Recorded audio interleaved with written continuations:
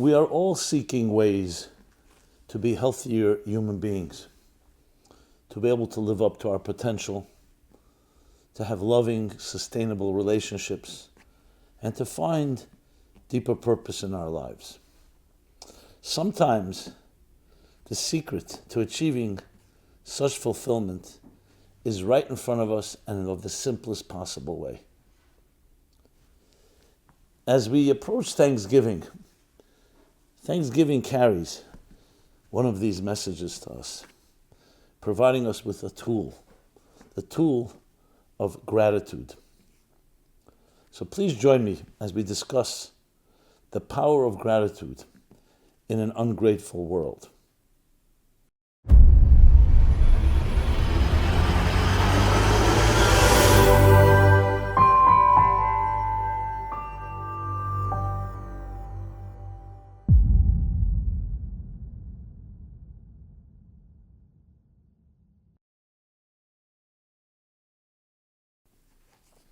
Hi everyone, this is Simon Jacobson. We're here, we will be speaking about the power of gratitude in an ungrateful world. This program is dedicated in loving memory of Basia Bas Moshe upon her yahrzeit on the 19th of Kislev, the year 5741. We're entering into the holiday of Thanksgiving. Thanksgiving is, of course, marked Thanksgiving sales, Black Friday, the beginning of the holiday season. It has all kinds of symbolism. For many, it's visiting family and home. For many, it's dreading visiting family and home. So it can also conjure up all kinds of emotions and emotional experiences from our childhoods, for the good, and sometimes not so for the good. But the very name and the origins of this holiday carry in it one of the most powerful tools, instruments, secrets for living a most fulfilling life. Every one of us is always looking to be healthier, to build loving and sustainable relationships, to live up to our potential, and just in general, to live a life that is not haunted by demons and fears and insecurities. In the power of gratitude, we can learn how, in a very simple way, but it needs conscientious focus, we can actually transform our lives. Transform, I use that word deliberately. But before we get into the gratitude, we have to understand what is the opposite of gratitude. We live in a world where many people would say is a very hostile world. I was just speaking to someone the other day, and he tells me this life is unbearable, full of pain, loss. He's had difficulties with relationships, recently lost a parent. He sees the world in a very, very dark way. You can speak to someone else, and they'll share with you it's a loving world. I have beautiful relationships. I have family. I have children. I have parents. So obviously it's a matter of perspective and experience. But is this a dark world, a hostile world, an ungrateful world, or is it a giving world? And we have mixed signals. Their experiences one way and their experiences the other way. Just like asking the question, let's talk on a more personal, psychological level, is a human being fundamentally selfish? Or are we fundamentally giving, selfless? Now, those of you that have heard me speak and teach know that I come from a school of thought that we have two voices within us. We have two souls. Literally, two souls. One is the selfish one. When I say selfish, means it's about survival, taking care of yourself. And there is another soul, another, you can say, dimension in our psyche that is noble, that is majestic, that loves and gives more than it takes. And they are in battle. They're in perpetual battle, these two forces. And essentially every moment of our lives we're going to be dealing with that struggle. Who will prevail? Now most of us, we do is we mix. Sometimes we combine. Sometimes we lean toward one direction, sometimes toward another. The very same person You can be walking down the street and you see a homeless person and you say, how disgusting. Get them off the streets. What are they doing here? Polluting our entire environment. And the next day you may throw them a coin and say a nice, kind word. Sometimes it's based on our moods. Circumstances. Some people blame circumstances, but at the same time, you can see someone growing up in privilege, with wealth, with all the blessings, and be an obnoxious person. You can see someone growing up in poverty and being the most beautiful person, and vice versa. Someone can grow up in poverty and also be a very negative, angry person, bitter person. Another person can be born in wealth and humbly appreciates their blessings. So we have a thing called choice, real choice. But as far as objectively speaking, we have both elements in this world. We've seen the greatest acts of nobility in history, how people gave their lives for another. It brings us to tears when we hear about the unsung heroes, or sometimes the sung heroes, but mostly unsung, how they gave up their own comforts, compromised themselves to help another. And then we hear horrible stories, horror stories, how people have hurt each other just for themselves and sometimes hurt themselves as well. So the way the Kabbalists, the mystics put it, is this. Essentially, because the divine energy is really good energy, everything really at the heart and soul is good at the core. But that same divine cosmic architect created a world where that goodness can be concealed and is concealed.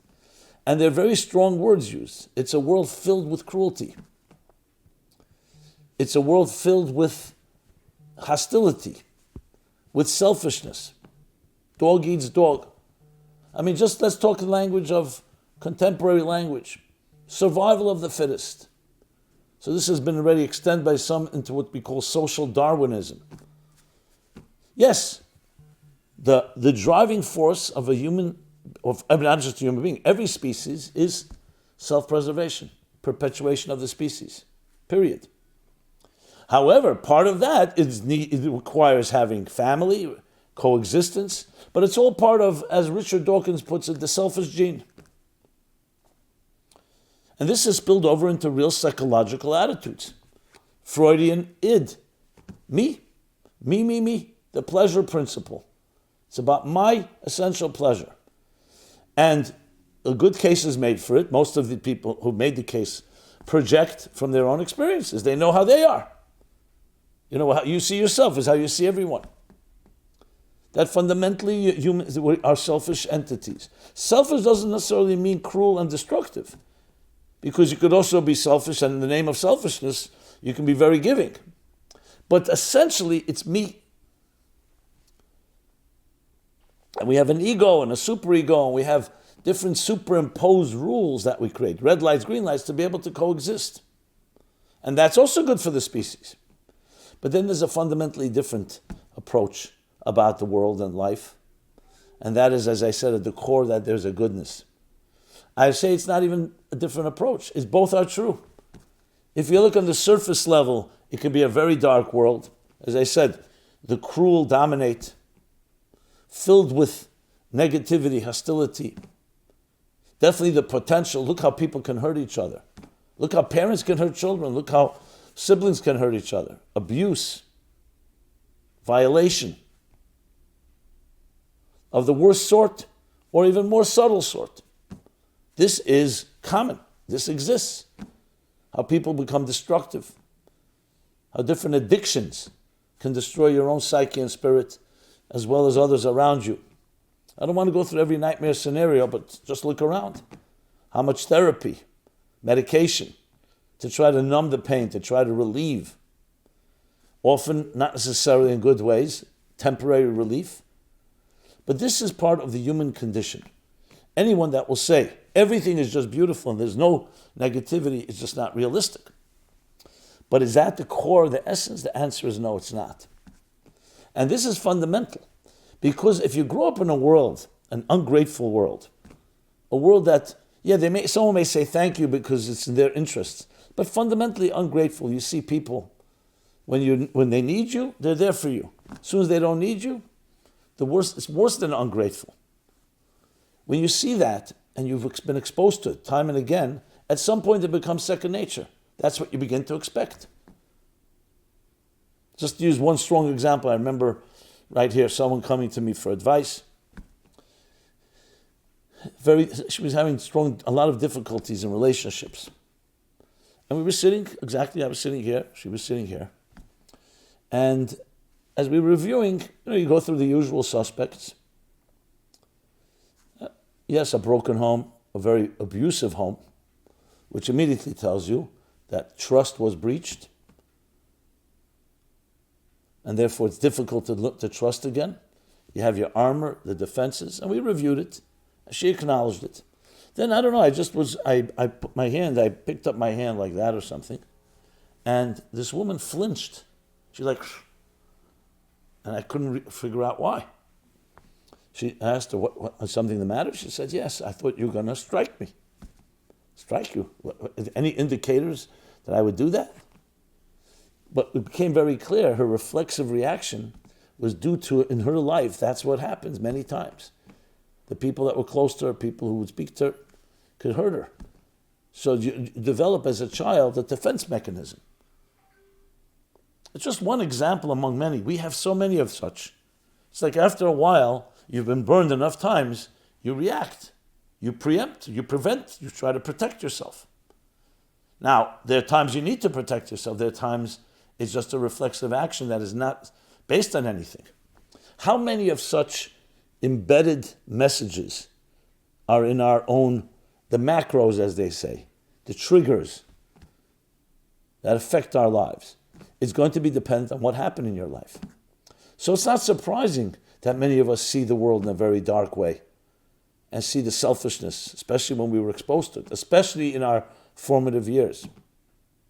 That's why it's critical and vital to realize that there's another dimension. And that's why it's so important to study, embrace, and emote with the part of you at the core that is not defined by all that negativity. A newborn child doesn't have any of these preconceived notions. The child, as you see, explores the world in the hope and the belief that everything is good, until unfortunately a child learns otherwise. That's why it's so sad to see that shift from the child's naivete coming into a world and suddenly realize it's a darker world. Now some people say that's being realistic. It's realistic to know it exists, but it's not realistic to think that's your core essence. If you lose sight of that, what hope is there? How many people have told me, Rabbi Jacobson, I don't expect much. I just want to get through a day unscathed. In other words, we lower our expectations, we lower the bar, just to come away, damage control, minimize the damage. In other words, cutting off all the hope, all the optimism, looking forward to a brighter reality. The only way to do that is to hold on to values, to study them, to act on them, to speak about it, to feel it. And then that becomes an alternative reality. I would say the true reality. And then you look at the darkness and the hostility and the unforgiving nature of this world as an anomaly, as an aberration, I should say. An aberration of the real, natural, beautiful spirit within. So it's not being naive, it's recognizing both truths. The outer, and that's why the Kabbalists put it, these are the outer concealment, the shell, the husks, the klipa. What is a klipa? A klipa is like a potato peel, an orange peel, an eggshell. It protects the fruit within, or the vegetable within. But imagine the shell, the husk becomes primary, and that which is within is concealed, or completely ignored, would be quite a topsy-turvy world, inside out. The glove is more important than the hand. The peel is more important than that which is within. So the mystics explain that's the world in which we live. The material world is the outer husk, the outer shell. But beneath it lie layers and layers, not just of microscopic subatomic energy, but also spiritual energy.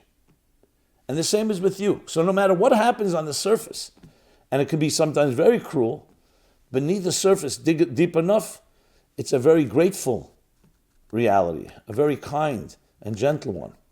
And it's our mission. This is the purpose, to enter into this dark, hostile, unforgiving world and to generate light from this darkest of places. And recognize that old material surface and that deceives us into thinking I need to protect myself and actually protect ourselves from real predators and others that can harm us is really only a shell. That's the work we need to do. So how do you access it? I mentioned you can study about it, read about it. One of the ways is through acting in the spirit of that inner, kinder place. And the one word is called gratitude. Lately, many studies show how gratitude actually helps your physical, spiritual, psychological, emotional welfare. People who show gratitude, who express gratitude, who remember of those that helped them in the past, and they feel that gratitude actually helps your immune system.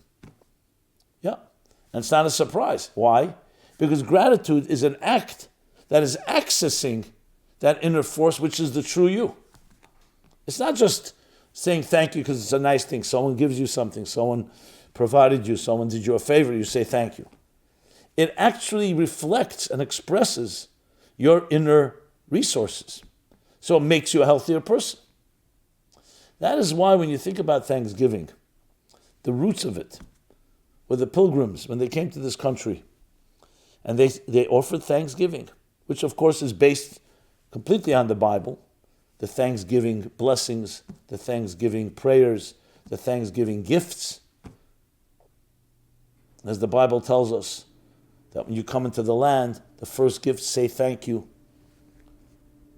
which is essentially why we make a blessing on food, the prayers on food. That before you indulge, you humbly acknowledge that you were given a gift, the gift of life, the gift of health, the gift of sustenance, the gift of family, the gift of love, the gift of meaning. All this accumulates and is expressed when you say a simple thank you. I've often talked about the first prayer in the morning. The first prayer, as soon as you wake up, your fresh new energy, say thank you, gratitude, moda ani. I thank you, I acknowledge you for returning my soul to me. And throughout the prayers, throughout the day, the more one does this, it makes you a healthier person. First of all, is because it's your natural you. Second of all, because it's the mission of your life, to go into an ungrateful world, a hostile, dark world, at least on the surface, and introduce its core essence. That's what health is all about. In a healthy, seamless world, we wouldn't have any abuse, we would have no violations, we would have no hurt, no injustice. We want to recreate that. But in a world like ours, we do have all those negativity. So not all is lost. Nothing is lost. It's a matter of digging deeper and finding those forces and bringing them to the surface. So when you say thank you, you're actually unleashing a ripple effect through all of the cosmos and through all of existence, the spiritual and physical, including ourselves and our communities, of introducing its core essential nature of existence. Imagine one thank you. That's what it does. We don't always appreciate it. Again, we see it as common courtesy, and it is common courtesy. But it's far deeper than that. It's actually realigning existence, beginning with your own. And then to attitude, think about it. You're saying, you did something for me. You did me a favor. You helped me.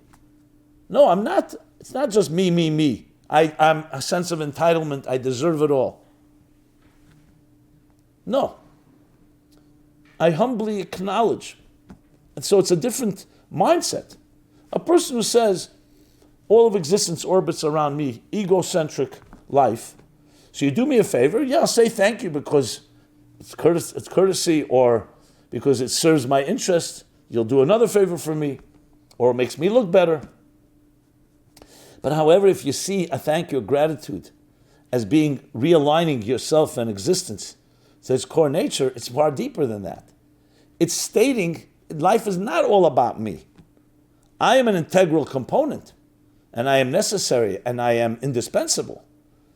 But life is about something greater than I am, and I'm gifted and honored to be part of that higher reality. And then the thank you is not just something that's all about you.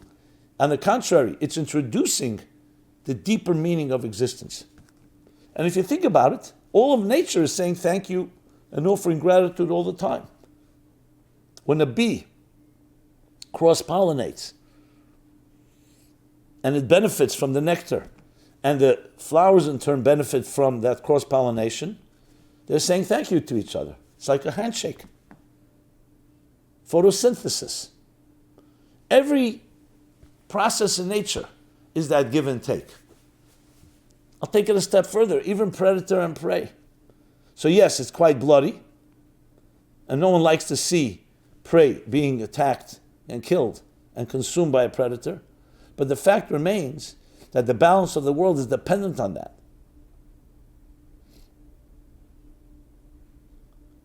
Because the rule in nature is that every creature or every species that multiplies most is the one that's consumed most. There's far more plants and vegetables in this world and grass than there are animals. And there are far less predators than there are prey. I remember reading in the Yellowstone, so they had eliminated the wolves at a certain point, and they had it was almost destroyed the entire park, because the prey, the usual prey, whether it was deer or elk, began to multiply to such numbers, they were destroying all the crops, and the imbalance was there. So of course nobody likes to see a prey being attacked by an elk being attacked by a wolf. But when they reintroduced the wolves, the balance was returned. The same thing in the sea, in the oceans. It's fascinating, the balance, the give and take of the ecosystems. And everything is in that way, that everyone is saying thank you. Everyone benefits, and everyone gives, and everyone receives something. It's the very nature of how we breathe oxygen, and how we eliminate carbon dioxide.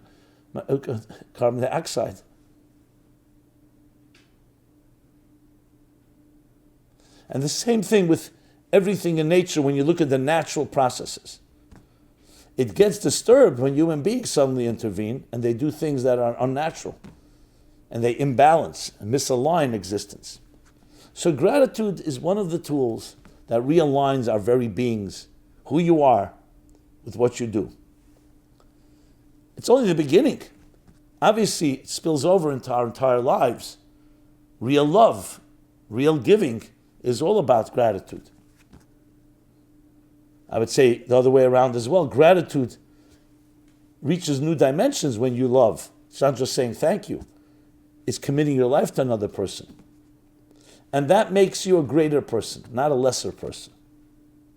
So as we enter the holiday of Thanksgiving, something to ponder upon, beyond all the commercialization and other elements of it, about the very nature of our existence. And it's so easy to implement. It just requires a little thought. Don't take your life for granted. Don't let yourself have a sense of entitlement. Something happens, even a small gesture, someone opens the door for you. Thank you.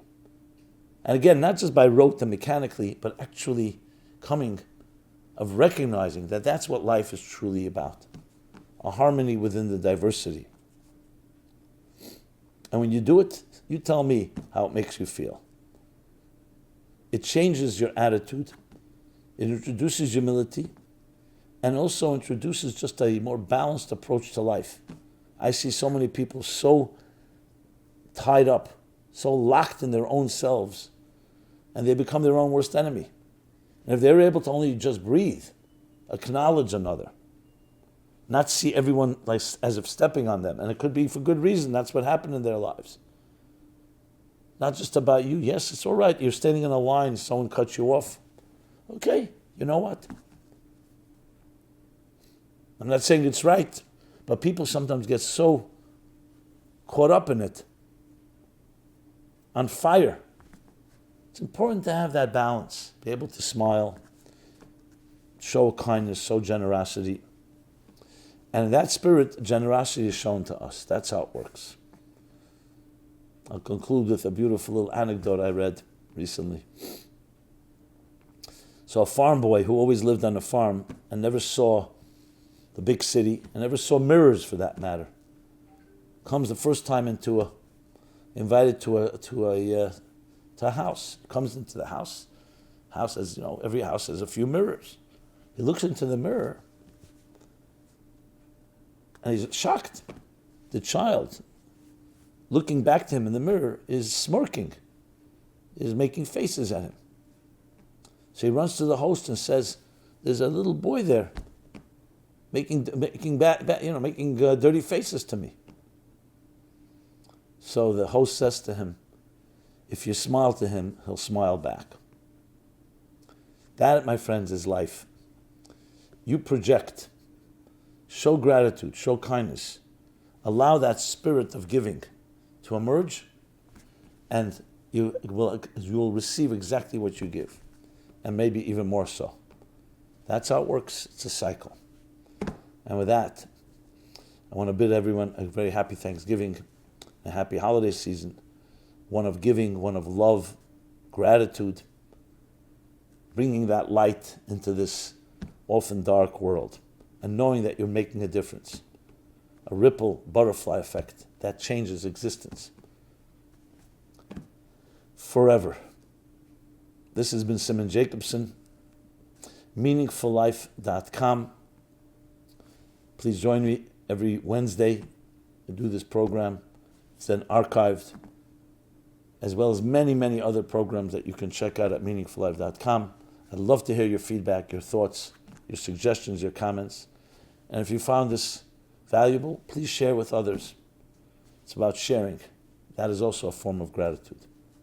And with that, I'd like to also make an announcement that we're going to next Monday be doing our end-of-year Hanukkah fundraising campaign, a crowdfunding campaign. If you go to giftofmeaning.com, you can already participate. And I ask you to be generous in supporting our work to continue creating such programs that empower and elicit and elevate and bring forth the most beautiful angels within us. So giftofmeaning.com. Thank you so much and be blessed. This program is brought to you by the Meaningful Life Center. Please help us continue our programs. Make even a small contribution at meaningfullife.com/donate.